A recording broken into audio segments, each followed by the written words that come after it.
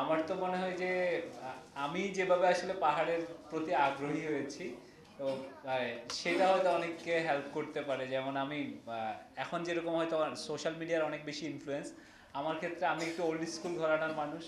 তা আমার প্রথম আগ্রহ মানে পাহাড় নিয়ে আগ্রহ হয় তিব্বতে টিনটিন পড়ে। তো প্রথম ওইখানে হিমালয় দেখলাম, ইয়েতি দেখলাম, তখন মনে হলো আরে কখনো যদি বড় হয়ে যদি এইসব জিনিস দেখার সুযোগ হয়। আর একটু পরে চাঁদের পাহাড় পড়লাম বিভূতিভূষণের, আরেকটু পরে গর্ভধারিণী। তো মানে books could B a really good option যে টু ইন্সপায়ার, যে কারো কারোর জন্য লাইফের পাথ চেঞ্জ করার জন্য। এখন তো অনেকে অনেকভাবে অনেক কিছু দিয়ে ইনফ্লুয়েন্স হতে পারে, কিন্তু বইয়ের চেয়ে মনে হয় ভালো ইনফ্লুয়েন্সার এখন পর্যন্ত আমার মনে হয় না খুব বেশি কিছু আছে আর কি।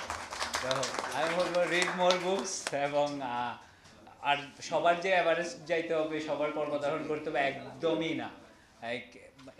Anybody could be very good in singing, তাহলে সে যদি মনে করে যে আমি আসলে গ্র্যামি জিতবো, সেটা এভারেস্টের চেয়ে মানে কম আনন্দ দেবে না কখনো।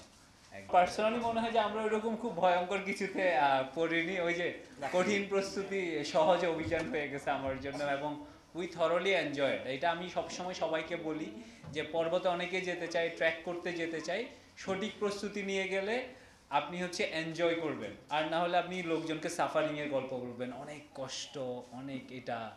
তো কষ্টটা যদি আসলে আনন্দটাকে ছাপিয়ে যায়, তাহলে আমার মনে হয় না কারো পাহাড়ে যাওয়ার দরকার আছে।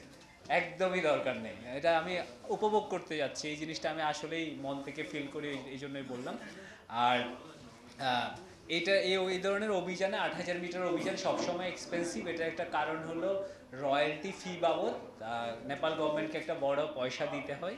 যেমন আমাদের যেরকম ইকোনমির ব্যাকবোন রেডিমেড গার্মেন্টস, নেপালের হচ্ছে ইকোনমির ব্যাকবোন হলো ট্যুরিজম বা হিমালয়া বেস যে যে ট্যুরিজম সেটা।